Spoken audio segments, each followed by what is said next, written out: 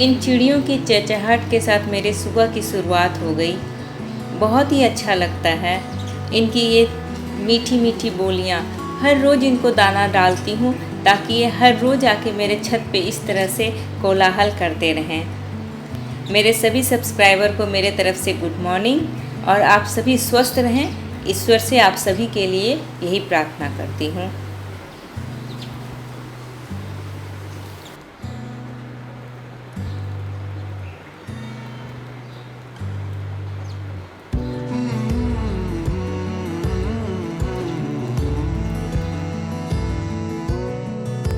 क्योंकि बाहर जाना होता नहीं है, कभी भी बारिश आ जाती है, इसलिए नियम से अपने हल्के फुल्के एक्सरसाइज को घर पे ही ज़रूर कर लेती हूँ।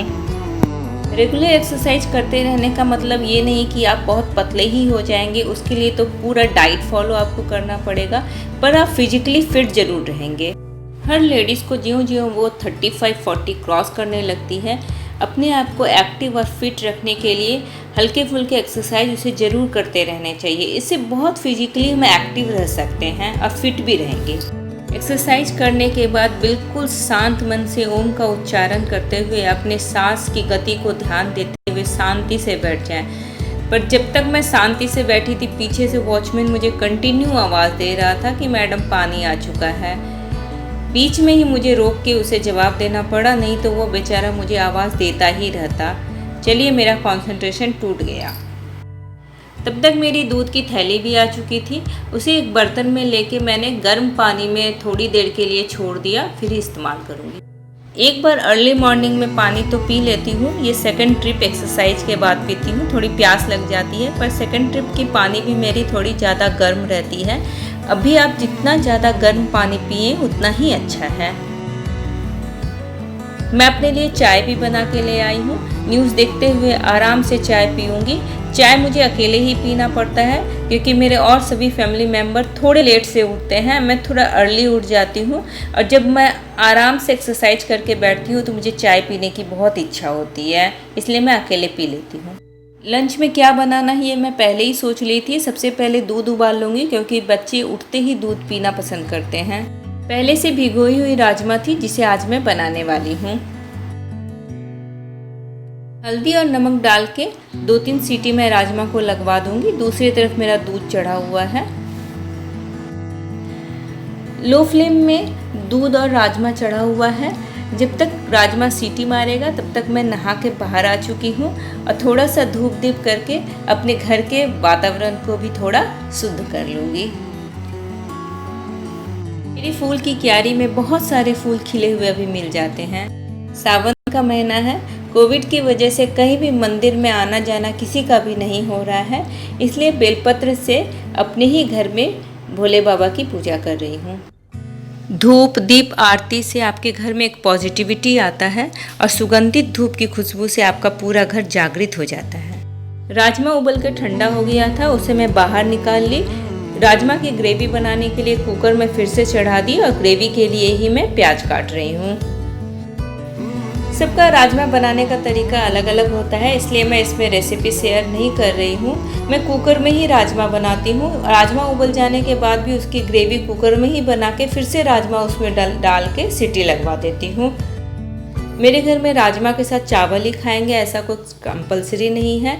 वो बच्चे रोटी भी खाना पसंद करते हैं, पराठा भी खाते हैं, पर आज बच्चों ने कहा कि वो चावल भी खाएंगे, इसके लिए दूसरे तरफ मैं चावल भी बैठा दी।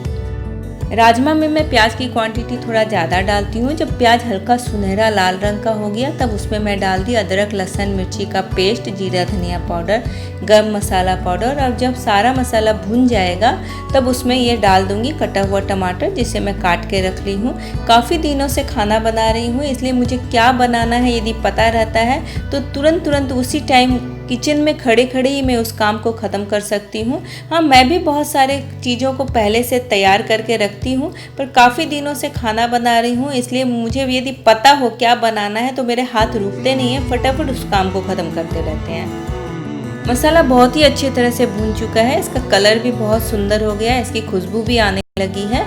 अब इसमें मैं सारे कटे हुए टमाटर को डाल दूँगी। टमाटर भी हल्का गल चुका है, अब उसमें उबले हुए राजमा को मैं डाल दूंगी। पानी सहित मैं राजमा को डाल दूंगी। यदि पानी आपको कम लगे तो ऊपर से थोड़ा सा पानी और उसमें मिला सकती हैं। उबले हुए राजमा के पानी में भी पहले से नमक था, इसलिए इसमें नमक थोड़ा कम दूंगी। फिर उसे ढक्कन लगा के 2-3 सीटी उसमें फिर से डलवा दूंगी, ताकि राजमा मसाले के साथ अच्छी तरह से गल जाए। मेरी कढ़ाई भी गर्म हो चुकी है, उसमें थोड़ा तेल डाल लूँगी। थोड़ा चावल को भी चेक कर लूँगी कि इसे पूरी तरह पकने में अभी कितना टाइम लगेगा।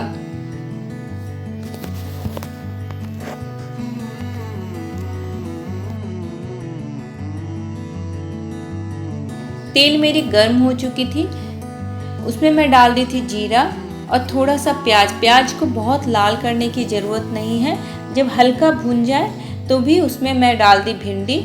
और भिंडी को भी मैं सभी मसाले को डाल के उसे लो फ्लेम में ढक के थोड़ी देर पका लूँगी।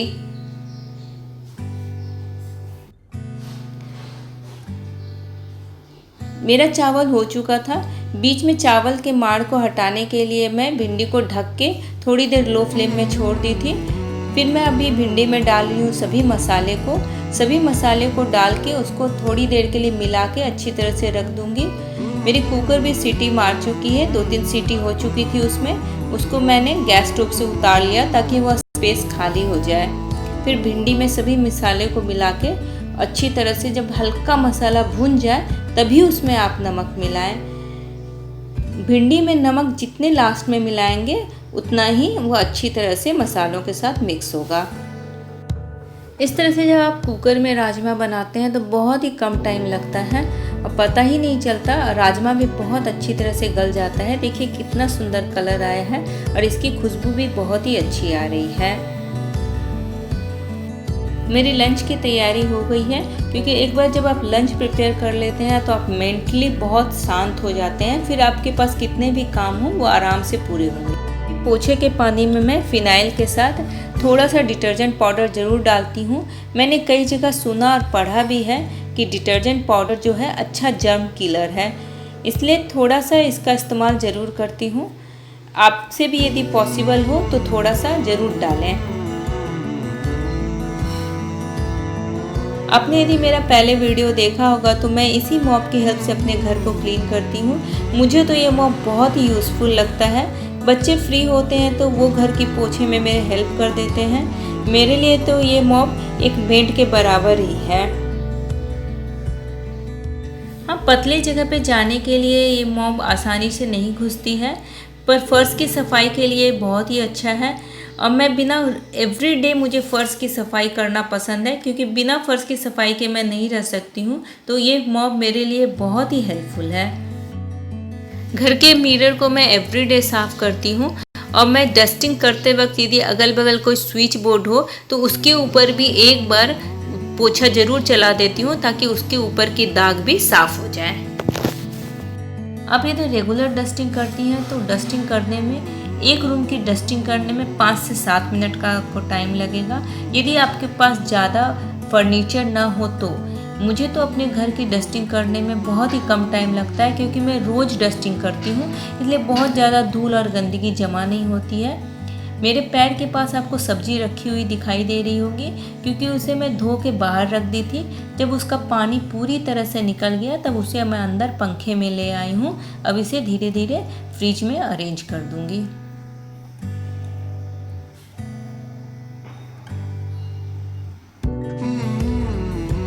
सारा काम निपटा के थोड़ी देर बच्चे लोगों के साथ बैठ के बातें करने लगी।